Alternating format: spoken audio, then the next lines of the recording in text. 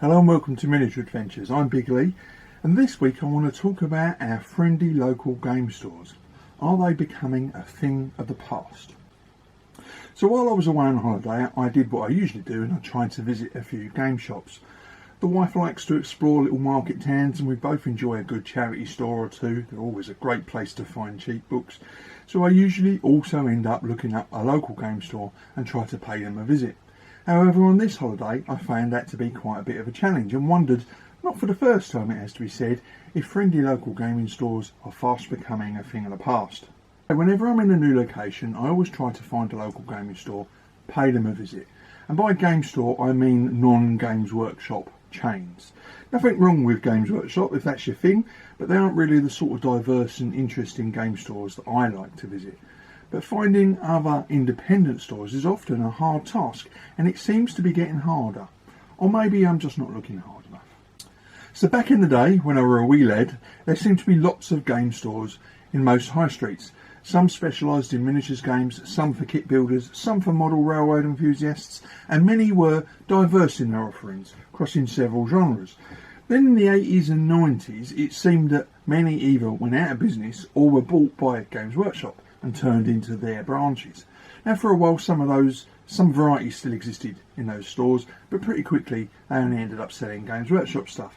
Now, nothing against Games Workshop here. From their perspective, it's a very sensible and pragmatic policy. And one of the reasons why Games Workshop is still such a big player and still a presence on our high streets today.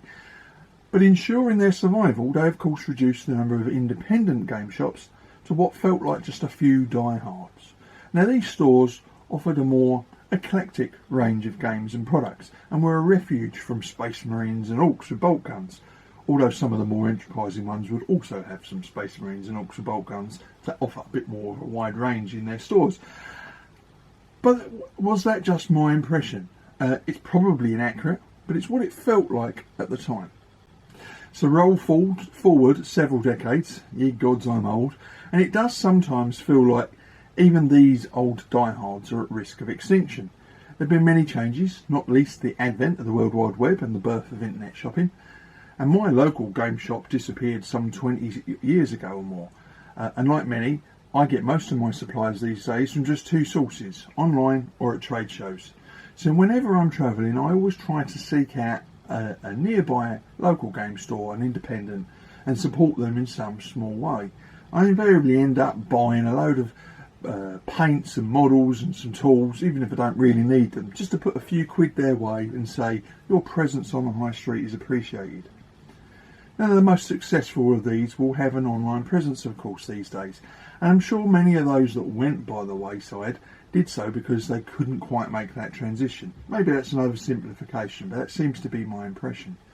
But now it feels very much like the remaining stores are facing yet another existential threat that could finally see most of them move online.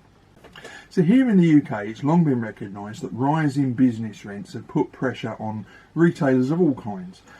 Big high street names have disappeared, and shops, small and large, are re-evaluating their very locations in the high street and their business models.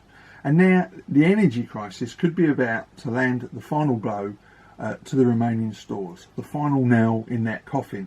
Imagine being a small independent retailer that has already survived 200 or 300% increases in rents, now facing 300 or 400% increases in energy costs. It's clearly a factor for some stores. An example, I visited a small comic book store in St Albans recently, and all the lights were off, but the door was open. I walked in and then they turned the lights on because they had a customer. Now, from the outside, the store looked like it was off, but clearly they were just trying to save energy. So for them, energy prices were already a factor, and that was about 3 months ago, before the latest rounds of price increases here in the UK.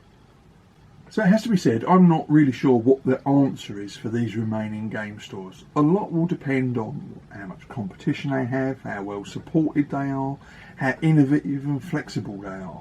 And basically, if they're just plain lucky and manage to cling on. Now, I'm still trying to put some of my hobby spending their way, but the fact is, I, like everyone else, will be tightening my belt over the coming months and looking for cheaper options.